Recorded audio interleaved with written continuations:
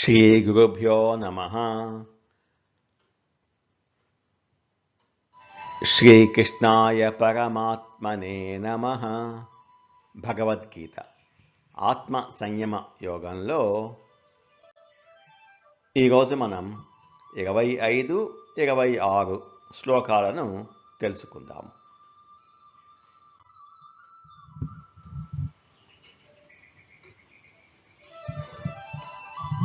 ఇంతకు ముందు శ్లోకంలో సంకల్ప బలం మరియు మనస్సును నిగ్రహించే విధానం గురించి బోధించారు శ్రీకృష్ణ పరమాత్మ. ఈ శ్లోకంలో మనస్సును ఎలా నిలకడగా ఉంచుకోవాలో బోధిస్తున్నారు. 25వ శ్లోకం. శనై శనైరుపగమేత్ బుద్ధ్యా ధృతి గృహీతయా ఆత్మసంస్థం మనః కృత్వా న కించిదపి చింతయేత్.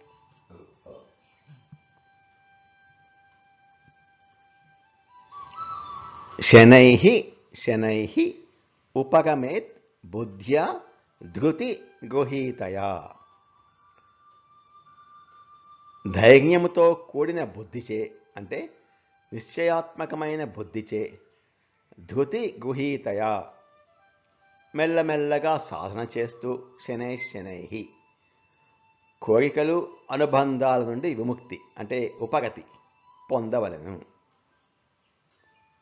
ఆత్మసంస్థం మనః కృత్వా న కించిత్ అపి చింతయేత్. మనస్సును పరమాత్మయందు స్థిరము చేసి మరే విషయాన్ని కూడా చింతించకుండా ఉండాలి. మనస్సు చంచలమైనది. అది పదే పదే బయటికి పరిగెత్తాలి అని చూస్తుంటుంది. ఆ సమయంలో దాన్ని నియంత్రించడానికి కేవలం జ్ఞానం సరిపోదు. దృఢ సంకల్పం మరియు సహనం అవసరం. అందుకే పట్టుదలతో కూడిన బుద్ధిని ఉపయోగించాలి అని చెప్తున్నారు. బుద్ధ్యా ధృతి గృహీతయా. మనస్సును మెల్లమెల్లగా క్రమక్రమంగా కోరికలు అనుబంధాల నుండి ఉపసంహరించాలి. మనస్సు నిలకడ తక్షణమే సాధ్యం కాదు. బలవంతంగా ఉపసంహరించాలి అని ప్రయత్నిస్తే విఫలమవుతాం. కాబట్టి కొద్ది కొద్దిగా అభ్యాసం చేస్తూ మెల్లమెల్లగా అలవాట్లను మార్చాలి. యోగ సాధనలో తొందరపాటు పనికిరాదు. మెల్లమెల్లగా నియంత్రించిన తర్వాత మనస్సును ఆత్మయందు స్థిరపరచాలి. ఆత్మసంస్థం మనః కృత్వా. మనస్సు ఆత్మయందు స్థిరపడిన తర్వాత మరి ఏ ఇతరమైన విషయాన్ని ఆలోచించకుండా ఉండాలి. నా కించిత్ అపి చింతయేత్. ఆత్మయందు ఉన్న ఏకాగ్రతను చెదరనివ్వకూడదు. ఇది సాధన యొక్క అంతిమ లక్ష్యం. ఏ ఇతరమైన ఆలోచనలు రాకుండా ఉండే స్థితి నిర్వికల్ప సమాధి స్థితికి దారితీస్తుంది. మనస్సును నియంత్రించడం అనేది దృఢ సంకల్పంతో కూడిన బుద్ధి ద్వారా క్రమక్రమంగా సాధించదగిన ప్రక్రియ అని, ఈ సాధన ద్వారా చివరకు మనస్సును ఆత్మయందు నిశ్చలంగా నిలిపి ఆలోచనారహిత స్థితిని చేరుకోవచ్చు అని బోధిస్తున్నారు శ్రీకృష్ణ పరమాత్మ.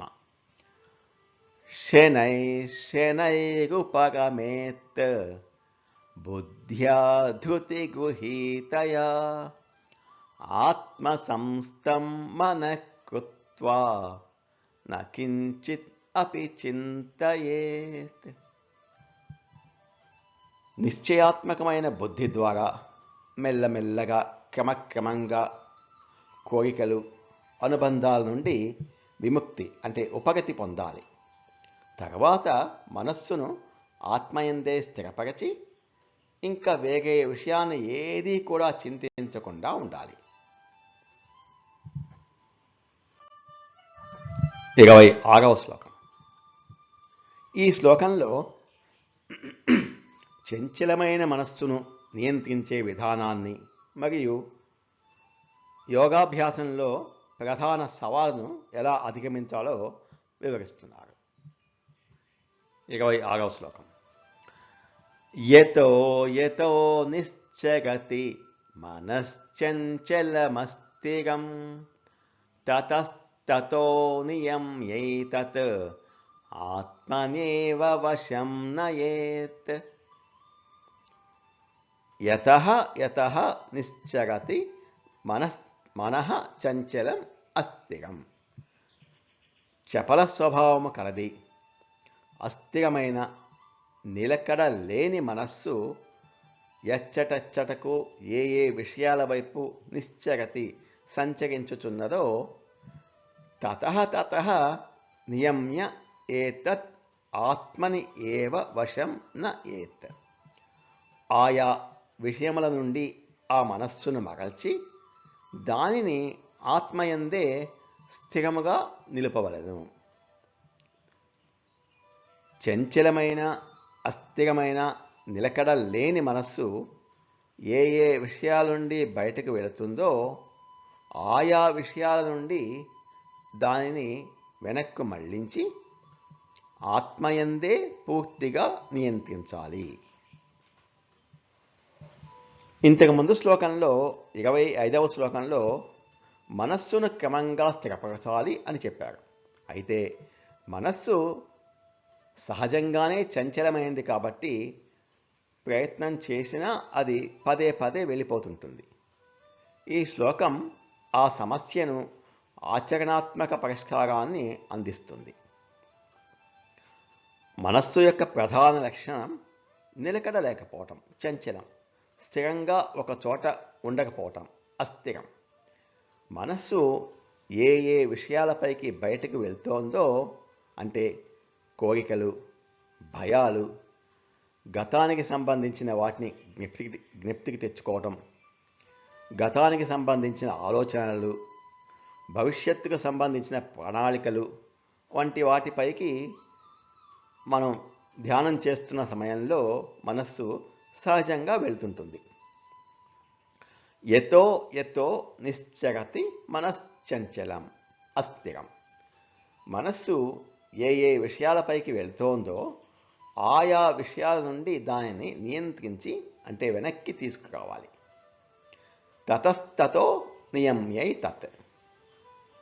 మనస్సు బయటకు వెళ్ళిన ప్రతిసారి మనస్సును మందలించకుండా, విసుగు చెందకుండా లాలించి వెనక్కి తీసుకురావాలి.